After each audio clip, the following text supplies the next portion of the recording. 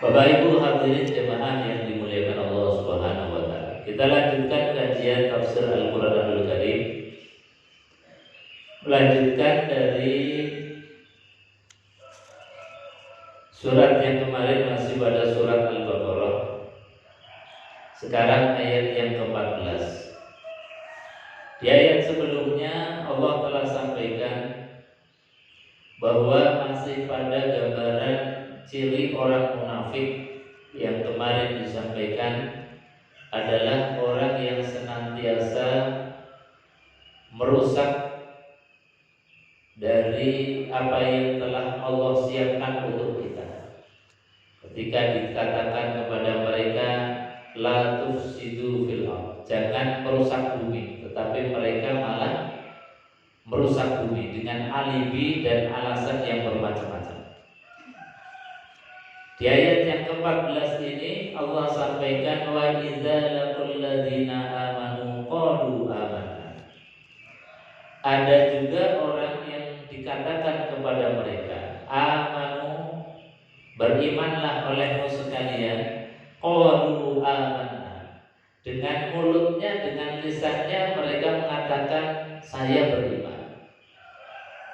Wa idza qalu ila syayatinihim, tetapi ketika mereka kembali ke komunitas awalnya.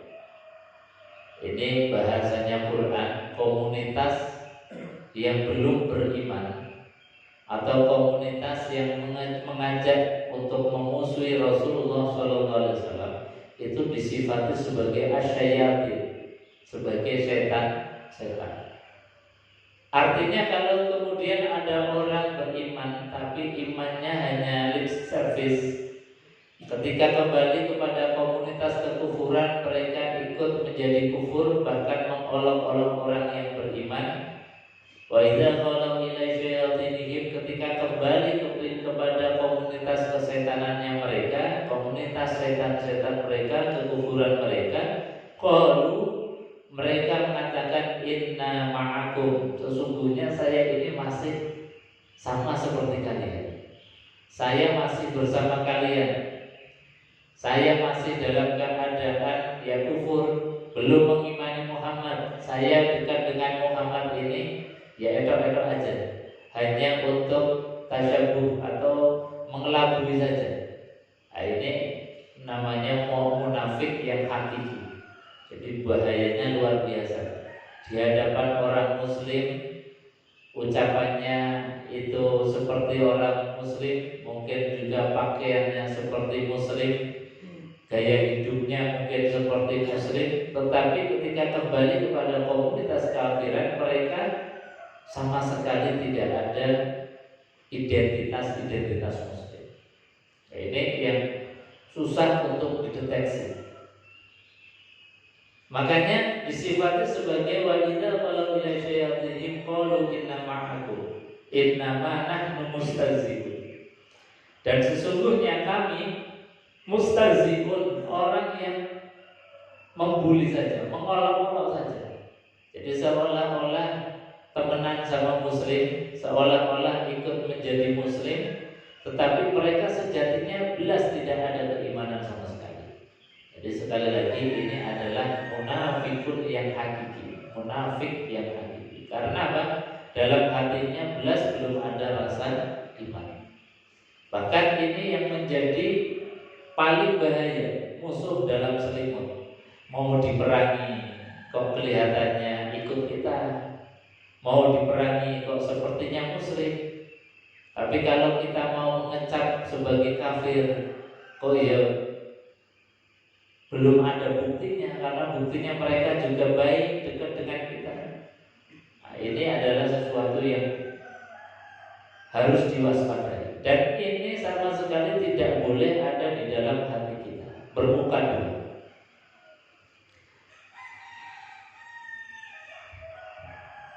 Di ayat yang ke-15, Allahu yastahzi'u bihim wa yamudduhum fi tughyanihim ya'mahun.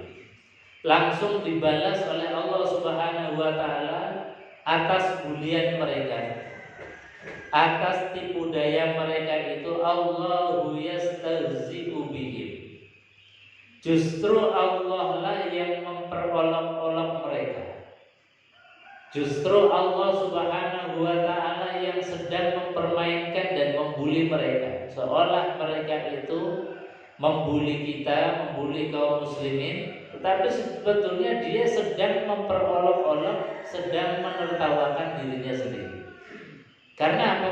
Mereka sedang bermain-main dengan api panasnya, api neraka. Jadi orang-orang yang bermain dalam permainan yang bahaya itu kan sebetulnya sedang menipu dirinya sendiri, sedang menertawakan dan menghinakan dirinya sendiri. Nah, ini bahasanya Allah, Allahu yastahzi'u bihim. Justru Allah lah yang sedang menghinakan mereka, mengolok-olok mereka. Wa yamudduhum fi tughyanihim ya'mahun. Maka perdagangan mereka itu tidak beruntung dan mereka tidak mendapatkan petunjuk. Jadi apa yang mereka ungkapkan dalam perilaku mereka itu seperti niaga, seperti perdagangan. Jadi ketika mereka itu berucap baik, itu sebetulnya sedang berdagang dengan Allah, dengan surganya Allah Subhanahu wa Ta'ala.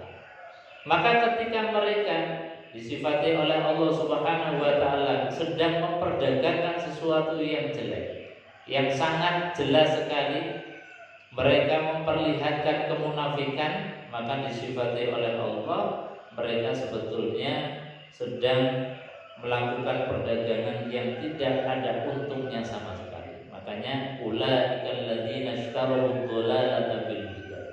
Mereka itulah yang kata Allah Subhanahu wa Ta'ala, ishtaraw ad-dhalalah. Jadi membeli kesesatan bil huda, dibarter dengan petunjuk. Jadi petunjuk dibarter dengan kesesatan. Ini kan sebuah perniagaan yang sangat-sangat merugikan. Sudah jelas bahwa Quran itu adalah al-huda. Quran itu adalah petunjuk. Syariat dari baginda Rasulullah SAW itu adalah syariat yang menjadi petunjuk hidup bagi kita. Kok dibarter dengan kesesatan yang mereka perlihatkan dalam tingkah laku perbuatan mereka? Mereka perlihatkan dengan ucapan mereka. Ini orang-orang yang sangat-sangat merugi. Makanya disifati oleh Allah, ulaikal ladzina ishtaraw ad-dhalalata bil huda. Orang yang sedang memperagakan satu bisnis yang bisnisnya itu ijol-ijolan, al-huda ditukar dengan ad-dhalalah. Petunjuk ditukar dengan kesesatan. Ini luar biasa. Kesesatan yang sudah jelas-jelas itu diambil, sementara al-huda yang juga sudah sangat jelas ini dibarter. Ini adalah satu gambaran yang Allah berikan kepada kita untuk supaya kita mudah untuk mencerna, ya Allah, bahwasanya petunjuk kok kemudian dibarter dengan kesesatan. Fama rabihat tijaratuhum wa ma kanu muhtadin. Kata Allah Subhanahu wa Ta'ala, maka perdagangan mereka itu tidak akan beruntung untuk selama-lamanya.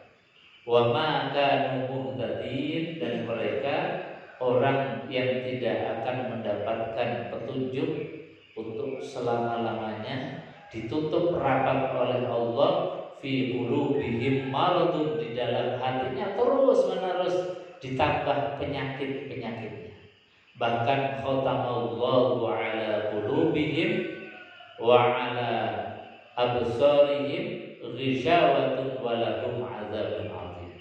Jadi khatamallahu ala qulubihim wa ala sam'ihim wa ala absarihim. Allah langsung mengunci hati, mengunci pikiran mereka, penglihatan mereka, pendengaran mereka dikunci langsung oleh Allah.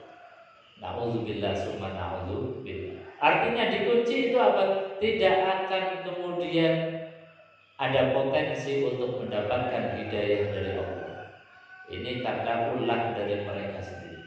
Maka sekali lagi, untuk mendapatkan hidayah petunjuk, jangan pernah kita melakukan satu perbuatan-perbuatan yang sampai dengan perbuatan itu Allah menguji fi qulubihim maradun, atau khatamallahu ala qulubihim wa ala sam'ihim wa ala absarihim, hatinya dikunci. Sehingga ketika ada kajian, ada kebenaran, ada nasihat, hati ini kemudian menolak. Menolaknya hati untuk diberikan kajian, ini kata Rasulullah sallallahu alaihi wasallam, min sifatil kabar. Ini sifatnya orang yang sombong. Hanya sombong itu cirinya ada dua kata Rasulullah dalam hadis. Orang yang sombong cirinya pertama adalah raddul haq, menolak kebenaran. Jadi kalau orang itu sudah menolak kebenaran, meskipun itu datangnya dari orang yang mungkin dari golongan rendah atau dari musuh kita, dari orang yang kita tidak senangi, ada kebenaran datang kemudian kita menolak, ini bahaya. Makanya di antara nasihatnya para ulama, kalau ada kebenaran dan kita belum bisa melaksanakan kebenaran itu cukup dengan diam dulu, jangan punya respon apa-apa.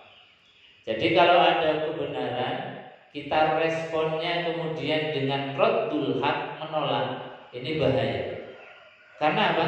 Sekali menolak, meskipun mungkin tidak verbal dengan kata-kata, tapi menolaknya mungkin dengan hati, itu sudah kemudian ada virus satu kesombongan, penyakit hati yang namanya al-kibr, penyakit sombong. Ini yang harus kita waspadai. Karena apa? Seringkali kita ketika tidak setuju terhadap sesuatu atau tidak setuju terhadap nasihat dari orang yang mungkin orang itu kita nggak suka, atau bahkan mungkin menjadi musuh kita seolah-olah kemudian langsung menolak. Kalau menolak orangnya yang membawa tidak apa-apa, tapi kalau yang ditolak itu yang dibawa, yaitu kebenaran, ini yang justru menjadi masalah bagi kita. Karena apa? Sekali raddul haq berarti langsung diberikan stempel oleh Allah, termasuk min jumlahil kabair, termasuk orang-orang yang sombong. Ini ciri yang pertama. Ciri yang kedua kata Rasulullah SAW, orang yang sombong itu dicirikan ketika merasa dirinya itu lebih tinggi dari orang lain dan memandang orang lain itu rendah. Merasa dirinya lebih mulia dari orang lain dan memandang orang lain itu lebih hina. Ini juga bagian dari sombong. Makanya ketika kita diberikan oleh Allah Subhanahu wa taala muhtadun, sebagai orang yang diberikan petunjuk, jaga hati kita jangan sampai ada virus-virus penyakit sehingga dalam hati itu kemudian raddul haq, menolak kebenaran. Dalam lisan kita pun demikian sama. Hati, lisan, juga pendengaran, jangan ada virus-virus kesombongan yang menolak kebenaran. Ini bahaya. Karena sekali raddul haq langsung mendapatkan khatamallahu ala qulubihim wa ala sam'ihim wa ala absarihim ghisyawatun wa lahum 'adzabun 'adzim. Bapak Ibu hadirin jemaah yang dimuliakan Allah Subhanahu wa taala, itu untuk kajian pada hari ini, mudah-mudahan ada manfaatnya. Sebelum ditutup, mungkin ada yang mau ditambahkan atau ditanyakan, monggo silakan kalau ada.